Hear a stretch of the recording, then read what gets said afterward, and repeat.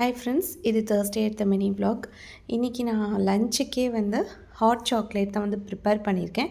இதோட ரெசிபி இந்த வீடியோவில் நான் ஷேர் பண்ணுறேன், செக் பண்ணி பாருங்கள். அன்றைக்கி டின்னருக்கு பன்னீர் பட்டர் மசாலா ரெடி பண்ணலான்னு ஒரு பிளான் இருந்தது. அதுவே ஒரு ஹெவியரான ஒரு டின்னர் தானே, அதனால் ஆஃப்டர்நூன் சிம்பிளாக ஒரு சிம்பிளான பப்பாயா ஜூஸ், அதுக்கப்புறமா பாதாம் யூஸ் பண்ணி ஒரு ஹாட் சாக்லேட் ட்ரிங்க் இது தான் ப்ரிப்பேர் பண்ணுறதுக்கு எடுத்து வச்சுருக்கேன். பன்னீர் பட்டர் மசாலா கோயிலுக்கு ஈவினிங் போகிறதுனால ஆஃப்டர்நூனே ப்ரிப்பேர் பண்ணிட போகிறேன். ஃபர்ஸ்ட் நம்ம ஹாட் சாக்லேட் பண்ணுறதுக்கு பாதாம் கிரைண்ட் பண்ணி அதோட மில்க் எக்ஸ்ட்ராக்ட் பண்ணி வச்சுக்கலாம்.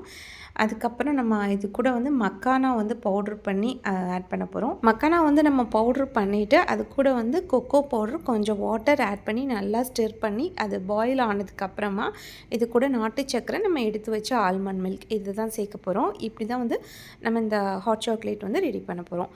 ரொம்ப டேஸ்டியாக இருக்கும். நீங்கள் ஒரு தடவையாவது இதை ட்ரை பண்ணி பாருங்கள்.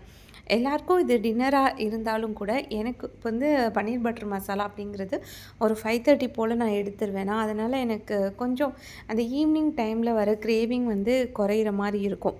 அந்த ஈவினிங்கில் இந்த டின்னர் எடுக்கிறதுங்கிறது ஒரு வேளை அதுக்கப்புறம் பசித்தது அப்படின்னா கொஞ்சம் ஜீரக தண்ணி இல்லைன்னா சோம்பு தண்ணி அது மாதிரி தண்ணி குடிக்கும்போது அந்த கிரேவிங்ஸ் நல்லாவே கண்ட்ரோல் ஆகிடுது.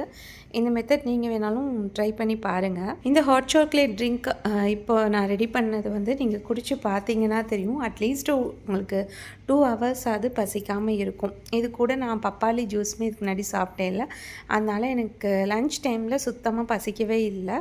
இந்த கிரேவி கண்டிப்பாக ஈவினிங் எடுத்துட்டோம் அப்படின்னா அன்றைக்கி டே சூப்பராக எனக்கு பிடிச்சதெல்லாம் சாப்பிட்ட மாதிரி ஒரு சாட்டிஸ்ஃபேக்ஷன் எனக்கு கிடச்சிரும்.